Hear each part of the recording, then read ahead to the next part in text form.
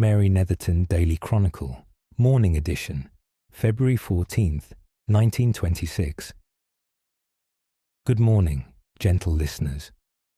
Edmund Pruitt greeting you on this Sunday, as our village wakes to discover that St. Valentine's morning has arrived dressed in white. The weather presents us with what Mr. Higgins describes as a Sunday that has fulfilled last evening's promise to the letter, with the rain giving way to snow during the small hours and leaving a covering of perhaps 2 inches across the village, the flakes having ceased before dawn to leave a bright and still morning that should offer dry conditions throughout, though the cold has settled in with enough conviction to preserve the snow well into the afternoon.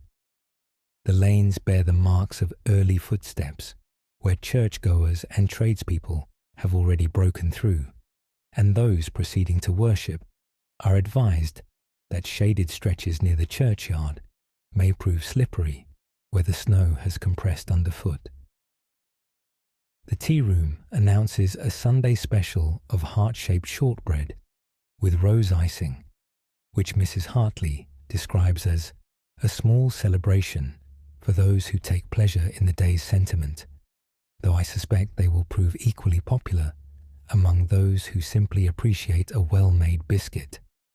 Watson stationed himself beside the cooling trays this morning as the first batch of shortbread emerged from the kitchen, his proximity to the production requiring Miss Fairweather to navigate around him each time she transferred a tray from oven to counter, an arrangement he maintained with the fixed resolve of one conducting essential quality oversight on a day of elevated output.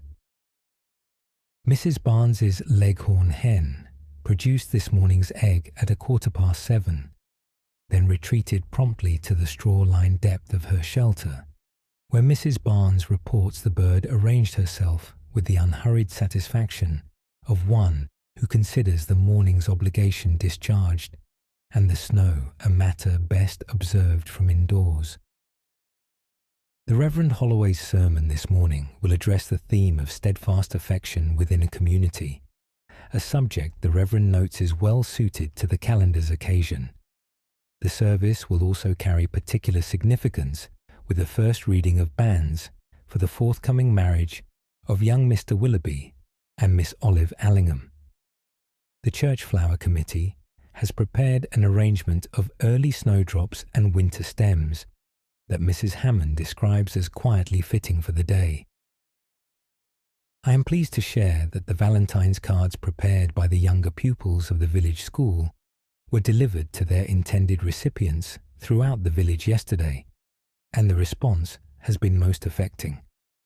Mrs. McGillicuddy reports that the card from her grandson, young Master Corey, bearing a drawing of a robin in coloured pencil and the message, "You are lovely," in careful lettering, arrived just as she was sitting down to her tea and improved the remainder of her Saturday considerably.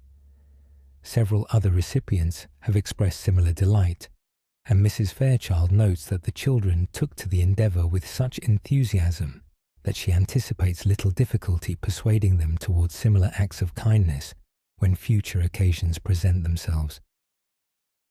That concludes our morning report. This is Edmund Pruitt, reminding you that our evening edition will follow the 6 o'clock bells. Until then, St. Mary Netherton observes this Sunday with the fellowship of worship, the warmth of neighbourly affection, and the particular stillness of a village at rest beneath February snow.